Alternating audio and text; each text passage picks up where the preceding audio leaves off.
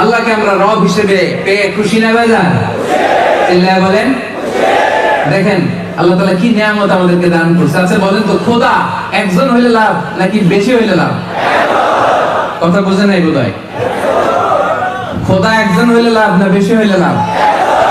আচ্ছা এই প্রশ্ন বোধহয় কঠিন হয়ে গেছে। এবার বলেন, আপনার বস, এখানে বস রে মালয় ভাষায় কি বলে? হ্যাঁ, কে? একজন একজন টোকে টোকে। আচ্ছা বস, আপনার কাজের বস একজন হইলে ভালো না তিনজন হইলে ভালো? তিনজন হইলে যদি তিনজন হয় তাহলে তিনজনের কাছে রিপোর্ট করতে হবে, ঠিক কিনা?